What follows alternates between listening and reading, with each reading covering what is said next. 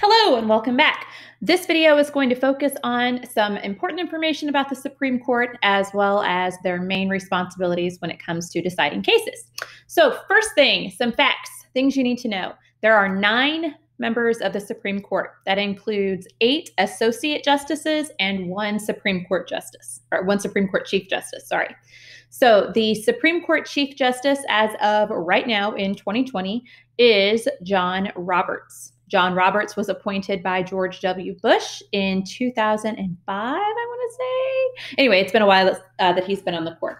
So as Chief Justice, John Roberts is responsible for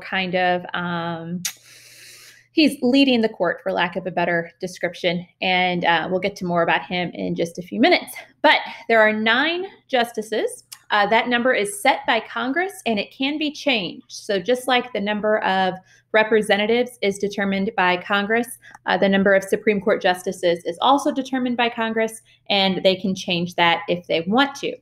A guy named FDR that you might be familiar with actually attempted to get Congress to change the number of Supreme Court justices, and his goal was actually to add 6 Supreme Court justices to the court in order to kind of bend the court to his will, so to speak. If you remember FDR, during his first term, he tried to get a lot of those New Deal programs passed.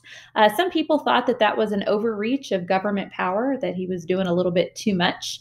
So the Supreme Court, as they started looking at those programs that he created, they started to strike down those programs. So in an attempt to sway the opinion of the court, FDR wanted to add 6 justices.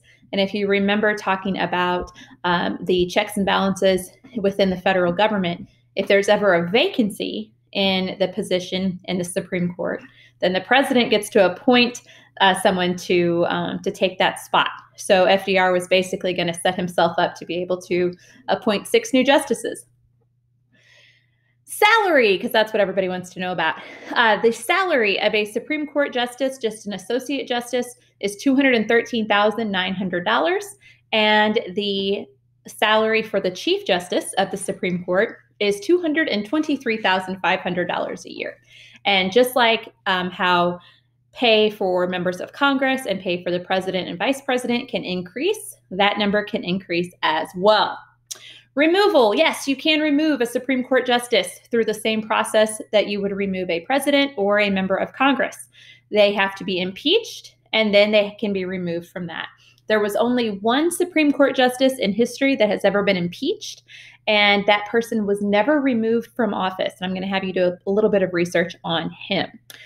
The terms of office. Any federal court position, so we're talking about the district courts, the courts of appeal, or the Supreme Court, all have life terms. And I know that kind of sounds like a prison sentence, and to some it might seem like that, but once you're appointed to be in a federal court position, you are not going to be up for re-election. Your term is not going to expire. Basically, whenever you choose to retire or when you die, then you are your term ends, I guess you could say. So next, some duties of the justices.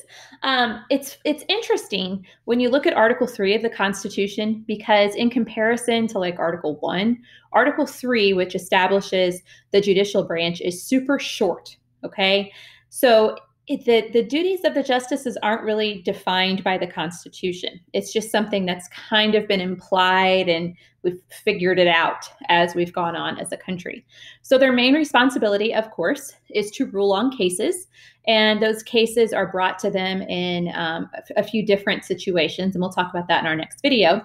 But over time, they've also taken on other responsibilities that are kind of outside the realm of the court itself.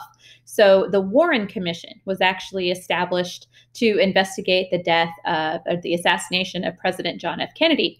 And that was led by Earl Warren, who was on the court at that time. We've also had a Supreme Court justice serve as a member of the Nuremberg trials. And that, of course, was the war crimes trial that was held after World War II ended, specifically dealing with Nazis and those who were followers of Hitler. So those are the main responsibilities of the justices and some interesting facts about them. And we will dive into some more Supreme Court information in our next video.